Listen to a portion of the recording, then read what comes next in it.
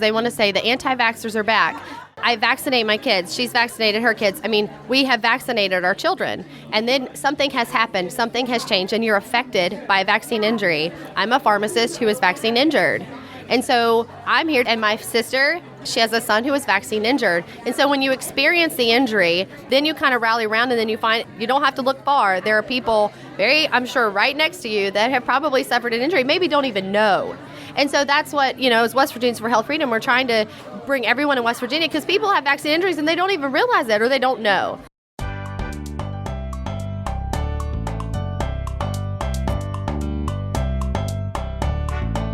Welcome to the Wise Traditions podcast, sponsored by the Weston A. Price Foundation for Wise Traditions in Food, Farming, and the Healing Arts.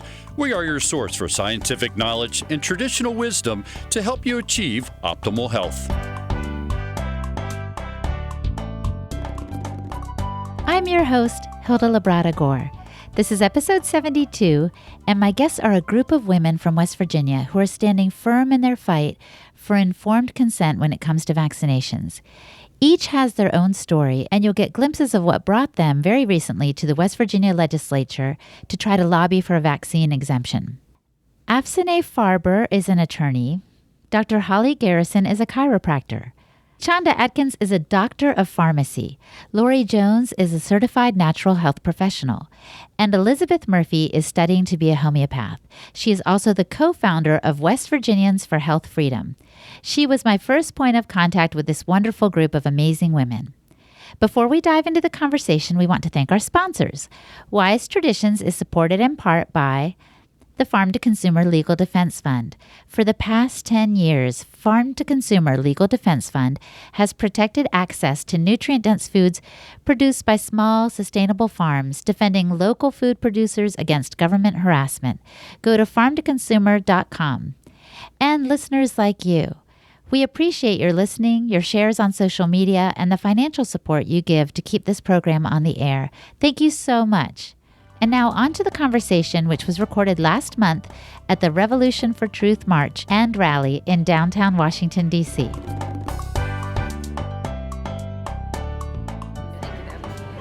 Hey, everybody. So today is March 31st, and I'm in downtown D.C. with folks who are here with this big Revolution for Truth March for freedom and for vaccine safety. And there are a lot of folks here weathering the storm because it's raining. And I wanted to just interview a few of them to ask them questions about why they feel passionately about this mission and what they're doing to make a difference in this realm. So I'm going to start with my friend Elizabeth Murphy. Introduce yourself, Elizabeth, and tell us a little bit about how you got involved in this whole endeavor.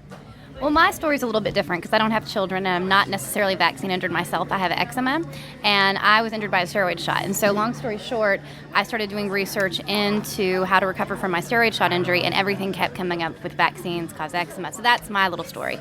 And so last year, I was in West Virginia, and I was like, we need to start something here because the movement there had kind of died down. It had been going on for a few years, but everybody had moved out of state and kind of gotten just low on energy. So I put up a post in a Facebook group, and Chanda commented on it, and that's how Chanda and I got connected, and we ended up creating West Virginians for Health Freedom, and it's just been a wild ride for the last 6-7 months. So, and on this ride, can you tell me a couple of the stories of folks you've heard that have been negatively impacted from vaccines? Well, there's all sorts of families in West Virginia. One that springs to mind is a coworker of mine who has 6 children, and she's kind of the classic example of why we need religious vaccine exemptions in West Virginia, because she has 3 older children who have been injured, not severely, but they've been injured, and she's a single mom. She can't move out of state because she has a good job in state. She can't homeschool because she doesn't have that support, so she knows that she's going to have to vaccinate her 3 younger children to get them in school. Because as it is, even though the older children have been vaccine injured, she can't get medical exemptions for the younger ones until they're injured. And so that's not even the saddest story. Lori here, who you can talk to in a moment, she has a story. Chanda has a vaccine injury story. Afsaneh's son has Down syndrome, and he can't get a medical exemption. So it's just crazy. Yeah, the medical exemption process in West Virginia is draconian. It's nearly impossible. I think someone told me earlier that even if the doctor thinks this child should have an exemption, there's still some other hoops that have to be jumped through. Yes, there are. So the doctor can write a medical exemption, but it has to be sent to the state, the DHR, thank you. I can never get that acronym right, has to approve it. And sadly, she is not known for approving the medical exemptions. So, Chanda, can you tell us a little bit more about what this push has been for in West Virginia and what the recent situation was when you guys went before the Senate? Yes, absolutely. So in West Virginia, literally over the last 15 years, there's been groups of people, and they have succumbed to the ending of not getting an exemption, and so they move out of state, and then they lose the energy, like Elizabeth had talked about. So there's been, I call them the martyrs for the cause in previous years, and in 14, we actually had language in West Virginia that made it was actually against the law to not vaccinate. And it was a misdemeanor. And so in 2014, a group of parents fought. Lori was there, and I helped on the sidelines. I was working at the time, but there was a group in West Virginia, and they fought to get the language changed, because what happened with our medical exemptions, we actually had to go to a health officer in the county at the health department. And so they got that changed, and then the immunization officer was then created out of that. So, but getting the misdemeanor language out of the code was huge for that group in 2014. So then Elizabeth had contacted me, and then everyone came together. Dr. Alvin Moss, which you've probably seen on some Vaxxed videos. And so he's been a really brave leader for us in the medical community. And so now we've just come together as West Virginians for Health Freedom to continue to push legislation to get rid of mandates and give us the ability to choose. So I love this because some people think, oh, those people are just anti-vax, they're uninformed, but you're not saying we're against vaccines. You're saying people should have the right to choose. Right. That's a very good point to bring up. I think I've said this in several interviews and trying to get the point out, because they want to say the anti-vaxxers are back. I vaccinate my kids. She's vaccinated her kids. I mean, we have vaccinated our children. And then something has happened. Something has changed, and you're affected by a vaccine injury. I'm a pharmacist who is vaccine injured. And so I'm here, and my sister, she has a son who is vaccine injured. And so when you experience the injury, then you kind of rally around, and then you find you don't have to look far. There are people I'm sure, right next to you that have probably suffered an injury, maybe don't even know. And so that's what, as West Virginians for Health Freedom, we're trying to bring everyone in West Virginia, because people have vaccine injuries and they don't even realize it, or they don't know. And so, yes. That's what I was going to say, is that like everything from ADD to learning disabilities to Tourette's syndrome, all these things can be caused by vaccinations, but people think, oh, my kid just happens to have this concern, right? Tell us more, Af. Well, I think the current stats are 1 in 4 have a developmental disability, or is it 1 in 6? 1 in 6 children in the U.S.? Yes, I think it's 1 in 6 have a developmental disability, 1 in 4 are medicated, and then right now our autism rate is 1 in 48. Approximately every 7 minutes a child is diagnosed with autism.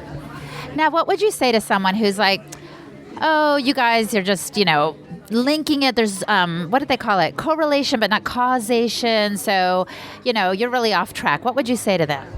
I mean, first and foremost, I would say the CDC has covered up the evidence that vaccines do cause autism, and we know that now, and their fraudulent organization and their own data shows that there's a link. I heard recently that they're going to label, maybe it's glyphosate, but anyway, something is carcinogenic. The CDC actually knew that it was carcinogenic, but did not tell the American public. So there's a little history of this. And tell us more. Well, I just wanted to talk to you just a little bit about the correlation and causation. What I find is funny, coming from the medical community, and we were talking about we're not anti-vax. It's so funny when you look around, we have case studies. Every family with an injury and every person who's experienced a reaction, that's a case study. Why is the medical community not rallying around these groups of parents or people, anyone who's saying, I have experienced this, and looking at this as a case study? Do you see what I'm saying? As case studies, to say, what is the one thing that is common amongst all of these people? And so that's where I get frustrated with the correlation versus causation, because it seems like if you look at the case studies around, there's like one, common factor, and that they're not looking at. It doesn't mean we're anti-vax. It just means that there's a common factor that we all experience, and why are we ignoring that? And so when you're talking about California, I think the question you were talking about, like with California just now, is with yes, absolutely. Start labeling, I think, labeling it as carcinogenic. Yeah, and it's just very interesting. If you look in West Virginia, people don't even know the ingredients in vaccines. We just recently had a Senate hearing meeting, and I don't know if you saw it on Facebook, it was being shared by Vax. We had a pediatrician who could not even speak to the ingredients in a vaccine. So if your child experiences an allergic reaction, because there are some antibiotics that are contained in these vaccines, if your child experiences a vaccine reaction, say an allergic reaction, and you show up to your pediatrician's office, say as the one who testified at our Senate hearing, if she doesn't even know what's contained in the vaccine, how will she know if you're potentially even allergic to it? So that is what is so frustrating. So we have carcinogenic products, things that are neurotoxic in these vaccines, and pediatricians aren't able to even speak to it. So they're never, yes. And so now you're not even going to be able to recognize what is even a vaccine reaction. So it's just a vicious cycle of the unknown that these providers and the medical community just doesn't know. And they've clearly demonstrated it in West Virginia. We have an immunization officer and we've got pediatricians who don't even know what they're contained in vaccines. So it's really frustrating for us. However, they want to mandate them. She stood there and said that she would mandate the flu shot, mandate the HPV, and when asked if she could name any of the ingredients in either of these shots, she literally said, "I'm not a manufacturer." That's the only answer that she had. "I am not a vaccine manufacturer." And they said to her, "Well, you're a pediatrician, and you want to mandate these for your patients, for these people's children." And she didn't have anything else to say. That was it. "I'm not a manufacturer."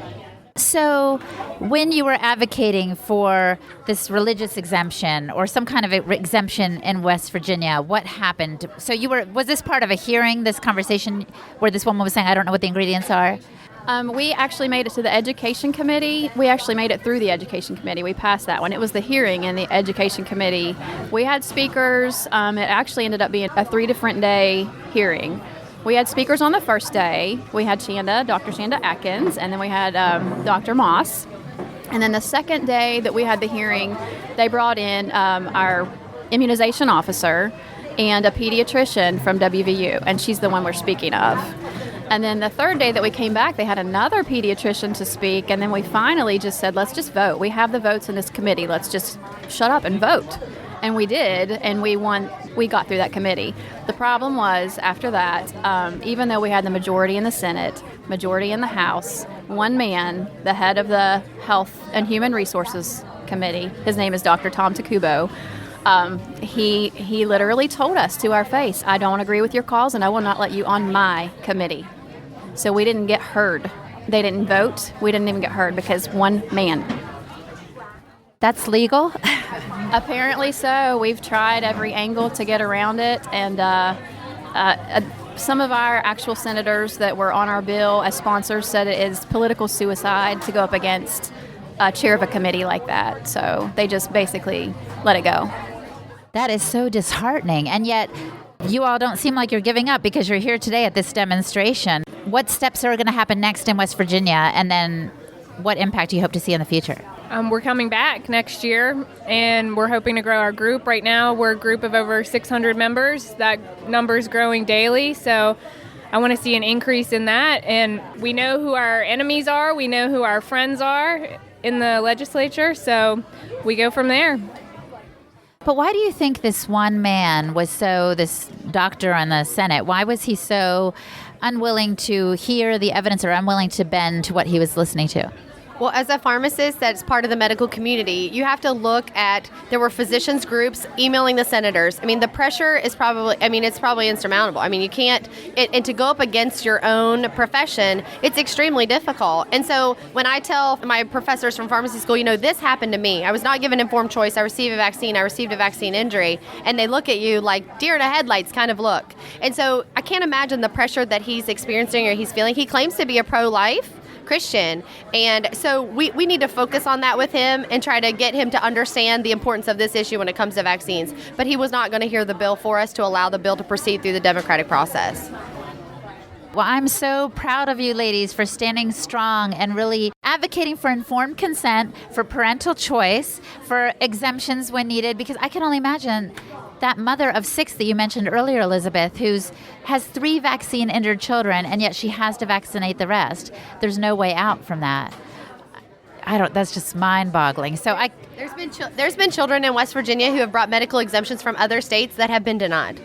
We have children who literally have been so vaccine injured, and the physicians don't even want to write the medical exemption for fear of reprieve. So we have to stop the fear-mongering and what's happening with this issue in West Virginia. Coming up, we discuss how vaccinations are given across the board. No other medical therapy is given such blanket treatment. If we know someone is sensitive to antibiotics, for example, we don't give them those antibiotics.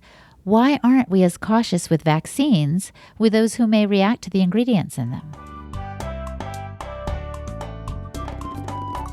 And now we want to pause and thank our sponsors, the Farm to Consumer Legal Defense Fund. For the past 10 years, the Farm to Consumer Legal Defense Fund has protected access to nutrient-dense foods produced by small, sustainable farms. They defend local food producers against government harassment. And they are a true grassroots organization. The bulk of their revenue comes from membership fees and individual donations. To protect your food choices, please consider a donation or a membership to the Farm to Consumer Legal Defense Fund. I'm a member. And right now, great donor gifts are available through June 30th. So go to farmtoconsumer.com/appeal2017 to give your gift of any size. And listeners like you. Jody Schwetz said this on iTunes, "Information at its best. The Wise Traditions podcast challenges the norms and offers a different way of thinking about our food system and overall health. Food is medicine, and the current healthcare program in America is sick care. We need to get back to basics and eat real whole food the way nature intended, and stop supporting these major food corporations that are about the bottom line and not our health." Jody, you are so right. Thanks for posting this review. We appreciate your support of the show. And if you're listening and saying amen, please rate and review us on iTunes as well. Hey, and if you are really fascinated by today's topic and you want to geek out some more, check out episodes 16 and 17 with Leslie Manukian. They are called Vaccines, What's All the Fuss About? And we have episode 54 with Del Bigtree, the producer of the movie Vaxxed. You will be blown away by the detailed information Del and Leslie have to give on this important subject. So get informed and listen to those episodes as well. And now back to those West Virginia women.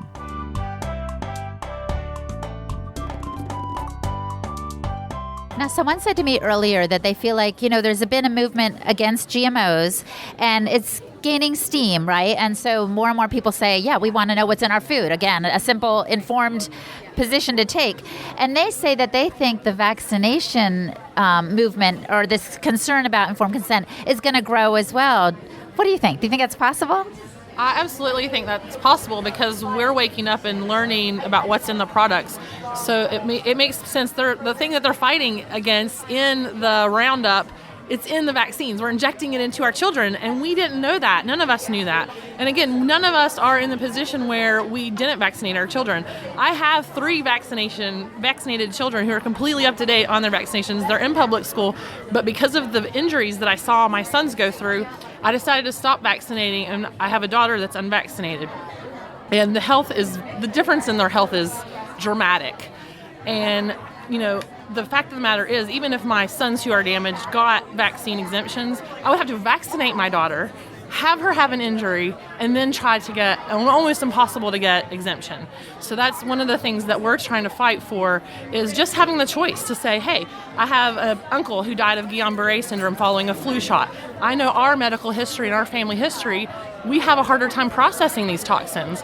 So it should be up to our family physicians that know our family history and that can say, hey, this family might be the family that needs to have these exemptions in place. And regardless of all of that, to me, this should be a choice. We are kept from our children being put in public school, which is guaranteed in our Constitution that we're all having a free public education, except for vaccinations. But that's not in there. There's not a clause in our Constitution that says except for vaccination status. Vaccination status is completely above HIPAA violations. That's all of our HIPAA stuff with every other medical procedure is protected except for vaccinations. So there's a huge issue on civil rights, human rights, that goes along with this issue that nobody's paying attention to. People are just blanketly ignoring that. So that's a huge issue as far as I'm concerned, that this is a choice for me and my family, me and my children, and nobody should have a right to say otherwise about that. So... Well, I appreciate your passion behind that. I do have one skeptical question that I hear people say, and I don't know how to address it, so I'm hoping you all do. When they say, well, you're not vaccinating your child puts my health and my child's health at risk. Can you speak to that? Yeah, absolutely. And I think that is where the, I guess we would want to say pharma has this great narrative out there and they're preaching it and saying, this herd immunity and myth. And so when you look, all you got to do is look, and people are not looking. Look at the numbers. Look at the adult population. A herd is everybody. And I think Suzanne Humphreys even goes back and looks at herd immunity and was like, that was when the, natural diseases were creating people who were immune for a lifetime. And now we have inherent failures in the vaccines. And so we know that actually, you're only, once you get an MMR at 5, in about 7 to 8 years, you potentially could be at risk again and lose immunity from that vaccine. And so you're at risk again. So there really is no such thing as herd immunity. So your child technically isn't at risk. However, what they don't realize is how vaccines work. And potentially, once they're, like in the 2013 FDA paper that they put out that showed that the DTaP doesn't prevent infection, it just prevents disease. So literally your children is at risk for getting pertussis. So what they're not looking at the information, and that is what informed consent is. It's all of the data, all of the information, and then being able to make that decision. Yeah, I've heard about this failure of vaccinations, and I've seen it. I think a friend of mine got the whooping cough, and she's like, she put on Facebook, she's like, I got the whooping cough, and I was vaccinated. So it just goes to show that you need to get vaccinated, because even if you're vaccinated, you can get it. I'm like, this doesn't make any sense. If you look at the data in 2015 at the CDC, so if you just look at the pertussis data alone, West Virginia had 80 cases of pertussis. But if you go down to the bottom and you look at the data, and it'll actually show you at 0 doses of vaccine, so someone who's unvaccinated, how many cases of pertussis there were. Then you go up to 3 doses of the DTaP, so you're like 2, 4, and 6 months in an infant. So you're looking, there's more cases of pertussis after 3 doses of a DTaP vaccine for a child versus those at 0 doses. And so you have to look at the data and then be able to comprehend it. And the problem is we have medical providers who are blatantly ignoring this information and spitting out a narrative, and people are sucking it in and then preaching it like religion. And so it's got to change. The narrative is vaccines are safe and effective, and you all are challenging that on both fronts, right? Safe for everybody. Every vaccine is not safe for everybody. And that's the thing. This should be an individual situation. We don't let anybody take medication without taking into account. If we have a antibiotic allergy, for example, I have that on my medical history. So guess what? I don't take that antibiotic. I have family members who have nut allergies. So guess what? We don't give them nuts. We prevent everything. We keep peanut butter sandwiches out of the schools. But this is a blanket treatment that we do for our kids. Every child on the same schedule, regardless of their birth weight, for example, preemie babies are given the same dosage as a 10-pound baby. That's completely ridiculous. It's not tailored to what the individual child needs. And especially if you already have a kid who has a vaccine injury and you've seen that, why on earth would you continue to keep giving your kid poison when that person's body can't handle it? We know that there are correlations in children with disabilities. They have a harder time processing these toxins in everything. So we don't take that and, extrapolate the fact that they don't need to also handle these extra toxins. The other thing is the schedule. It's growing and growing and growing. When we were kids, we got like 7 vaccines or something like that. Now, I think especially in West Virginia, we counted it was like 24 doses of vaccines just to start kindergarten. And again, they don't take into account any other pre-existing history like you would with any other medical thing. I mean, we don't put people under anesthesia for certain things because we know they can't handle it. But yet we totally disregard anything of medical history and just blanket across the board, vaccinate everyone. And that just, to me, doesn't make any sense. If you want to look at science and talk about science, no other product, no other medical procedure or medical product is given this way. So it's just a completely backward way of doing this, that blanketing everybody with these vaccinations without using your common sense. And that's just backward to me. I've never heard anyone articulate it quite like that, and that's such a great point. So let's say a listener is hearing us right now, and they're like excited, and they're like, okay, I want to get involved. What would you say they should do, Elizabeth? They need to start on a local level. They need to find a local group. They need to make sure that local group is being active, because what we've realized in West Virginia is that we're never going to change anything unless we get our side in the state capitol.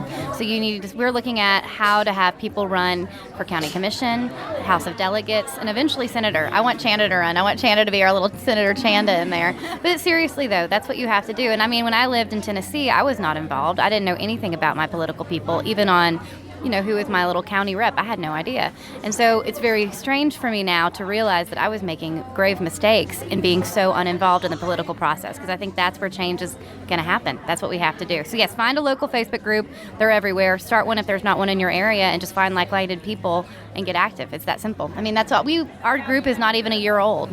We've only been at this, I think we started in May, June, and we really didn't pick up steam until about October. And from October to February, we were able to find enough people, get enough going to have a bill sponsored in the House and the Senate and get it passed out of a Senate committee. So I think we did. Probably give a shout out to the VAX team, because in October it brought a lot of us together. Polly and Anu and Josh, they came, and so they came to West Virginia in October, and that really brought a lot of us together, and that's where we met brave Dr. Moss and his wonderful wife Marlene. They're unable to be here, and there's just so many right now that couldn't be here. Heather, Janice, just so many people that we are just connecting with every day. And on the way here, we had a 4.5-hour drive, and I can tell you, you would think that we belong at the National Press Club when it comes to politics, because we're now very involved in politics, and it's very important. And we say that we know exactly how some of our delegates are going to vote, because that's how we know them, and that's how you got to get involved. That's how you make change. Wow. Well, thank you for being a voice for so many people who don't know where to start. I feel like they're going to be motivated by this conversation, and I feel like what you're doing is really critical for all of us. So thanks so much, ladies. Thank you. Thank you so much. My guests today were Afsaneh Faerber, Chanda Adkins, Holly Garrison, Lori Jones, and Elizabeth Murphy. Go to their public Facebook page by the name of West Virginians for Health Freedom. Or for more details, just go to the westonaprice.org website, find the podcast page, and click on the show notes for episode 72. Hey, and a big shout out to my intern, Lynn Rosenthal, for her help with show notes for today's episode. And I want to thank my friends at Podcast Village. They train podcasters and produce and promote all kinds of shows on the regular. Check them out at podcastvillage.com. Thanks for listening today. Our website, westonaprice.org, offers free resources to address your questions and support your journey to health. You'll find videos, articles, and brochures covering a broad variety of health topics. Wise Traditions is brought to you by the Weston A. Price Foundation for Wise Traditions in Food, Farming, and the Healing Arts. The content of this podcast is provided for informational purposes only and is not intended as a substitute for medical advice.